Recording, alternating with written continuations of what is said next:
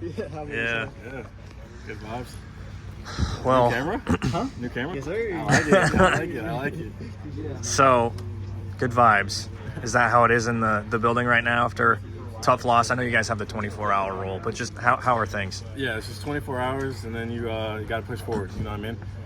One big thing, and just life in football is like you can't let a loss beat you twice. So everybody, like, you're never happy with the outcome being a loss. I mean, that's obvious, but you just can't let that beat you twice. You can't kind of like dwell on that and have that kind of bleed into this next week. So you kind of just got to keep pushing forward. Jay was one of the guys that came back with you. Just curious, since he made that decision, like just what have you seen? I mean, just intentionality. You know what I mean? I think like everything's been intentional. Just the way he operates, practices, watches film. Just one of those guys that just believes in this program, and you know, he's just the epitome of Hawkeye football. I think, you know, coming into this culture last year, you kind of like learn a lot about like what the standard is here, and I think he epitomizes the standard.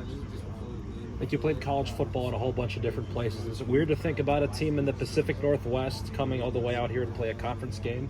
Yeah, it's kind of weird because you kind of think about like, I mean, not to push it forward in the season, but you think about like the Big Ten and how I think we go to UCLA, we go to Maryland, but you don't think about the perspective of somebody coming here.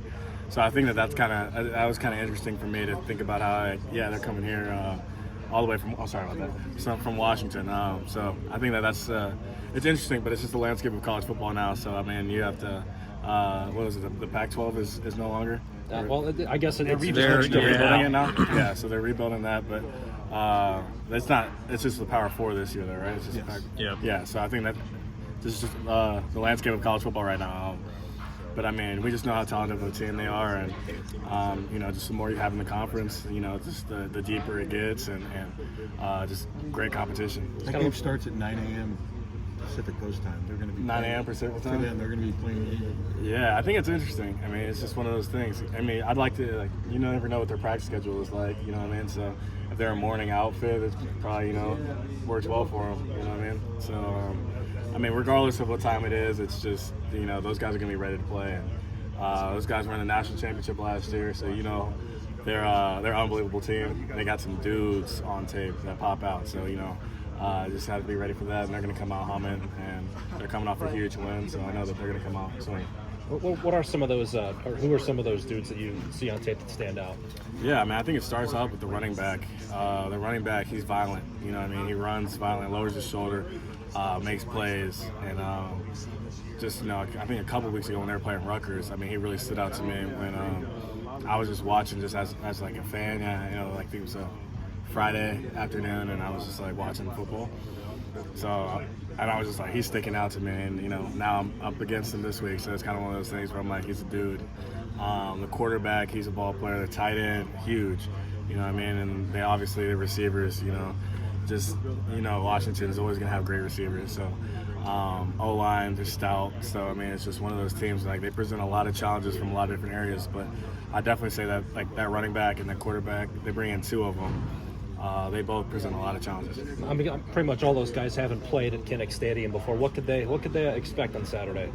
I mean, Kinnick, man. I mean, this fan base, I mean, everything.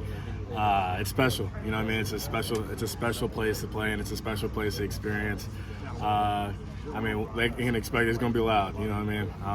That's one thing about it. Third down, I can barely hear myself thinking, you know what I mean? So it's kind of one of those things where, I mean, that's one thing, but I know they're going to come out. They're going to be ready for it. They play in crazy tough environments. They played in a national championship environment, college football playoff environment, all these different environments. So, I mean, that's not going to be the thing that changes and dictates the game for them. But Kinnick's a special place, so, I mean, it'll be a great place to experience. Yep. Something that's changed in the landscape of things. You have guys leaving mid-season, leaving programs mid-season. Had a couple of this week. How do you just kind of keep focused, move on?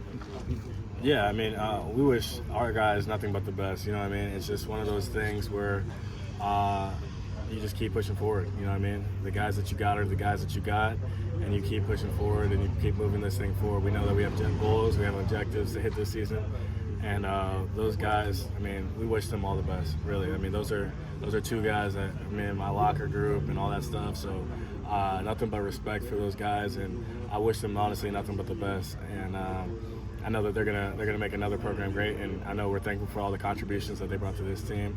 None of those guys were problems in the locker room or anything. It's just sometimes that's just, I guess, the way college football is going right now. You know what I mean? Whether people agree with it or not, I guess that's just the mode moving forward. You know. You were talking about how the Washington running back runs violently. How do you kind of combat that as like the linebacker? Yeah, you got to tackle violently, man. You know what I mean? It's what's it? Force equals mass times acceleration. So I guess if he's got more mass than me, I got to bring a lot more acceleration. So definitely just one of those things where, you know, you got to gang tackle. You got to bring your guys with you. There's a lot of people getting in at once. So I think that's a huge thing for us, you know, just everybody getting to the ball, swarming to the football. And he's going to make people miss. He's going to make plays. It's Big Ten football, you know. These dudes are talented too. So, you know, just got to come together.